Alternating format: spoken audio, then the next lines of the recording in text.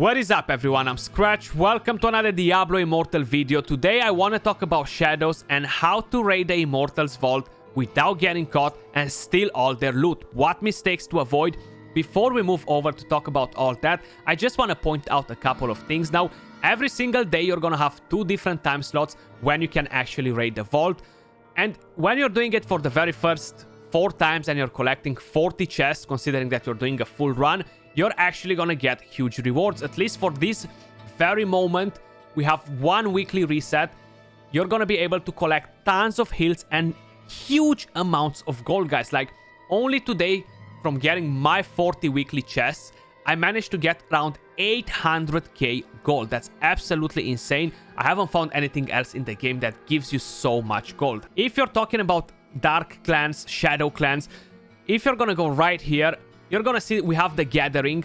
This is actually a cap, guys, so you're not gonna be able to infinitely grind through it every single day. So if you miss the train and you haven't become a shadow clan in the very first day or second day, you're actually gonna be behind and you're not gonna catch up unless everybody's pushing constantly and you have no slackers in the clan whatsoever. If you're gonna go right here at the dark clan, you're gonna have to set a weekly focus, collect vault chests, for example, or complete contracts. I strongly suggest you to do everything because you can get legendaries from the contracts. I actually got 2 legendaries today from there. And another thing to keep in mind, the whole system is kind of bugged at the moment. I don't really like the way everything is designed around clans, how you can actually see the ranks, activities, and all this. So hopefully this will improve in the near future. But let's jump straight into the vault and steal all their loot. I pre-recorded an entire run, guys, just to be able to explain you everything better, walk you through the entire process. This is kind of like how it's looking when you enter the vault. At the moment, we are fighting against the computer because there are no immortals. That's gonna change for next week. So the vault itself has 4 different floors. It's taking you roughly around 5 to 10 minutes to complete an entire run. Once you completed a run, you're gonna have a 10 minutes cooldown before you can return and do it again. There are 10 different chests that you can collect from all the floors. They spawn in the same locations. When you are killing mobs, you gotta collect the Essentia, the blue thing that drops on the map. That's actually gonna count towards your clan's progress quest, so it's very, very important to don't miss on it.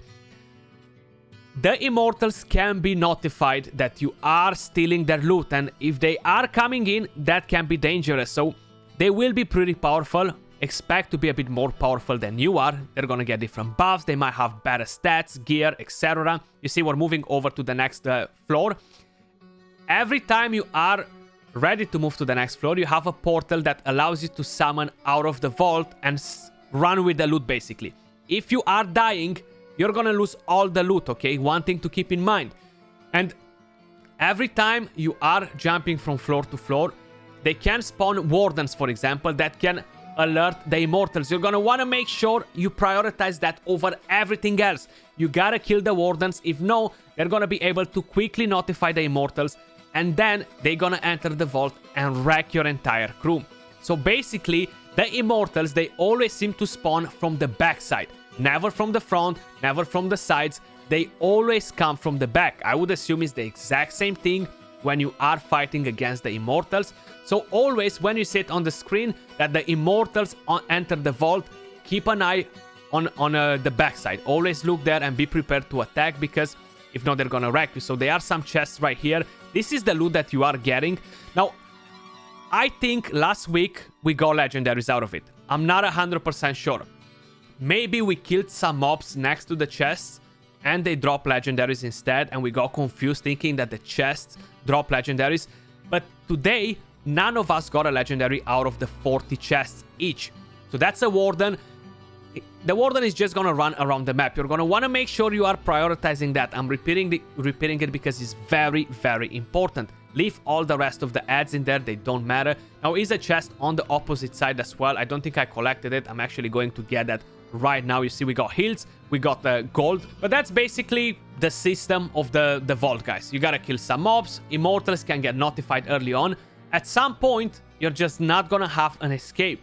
It's not like I'm gonna be able to raid the entire vault and the immortals will never come in. They will come in. So you gotta make sure you are either running away with your loot, either you are prepared to wreck them, you know.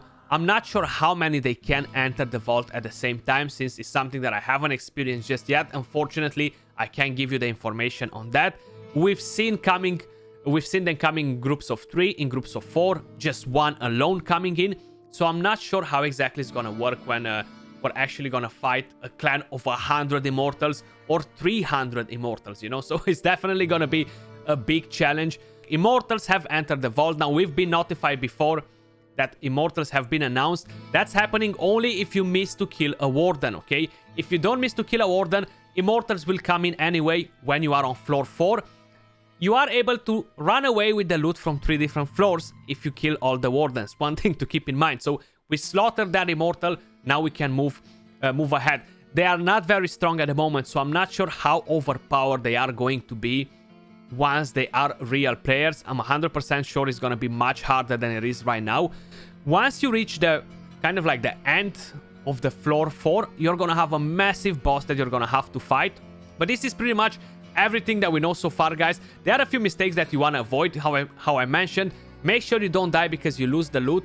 If you get revived, you're going to be able to pick up your loot, so that's fine. But if everybody dies, you're going to lose your entire loot and it's pretty much game over. You're not going to have the chance to revive yourself to respawn at the place there. Make sure you are focusing in killing the wardens, very, very important. And let me quickly show you the loot that I got out of running an entire run. We opened 10 chests per run because that's how many you can get. And we got 175k gold and we got 440 heals, guys. Plus, these resources stolen is always kind of like random. Seems to be connected to the essential, but I'm not 100% sure how they are actually deciding this number. That was all for this video. Hopefully it brought some clarification to the entire process, guys, and it helps you out. Make sure you are avoiding these mistakes.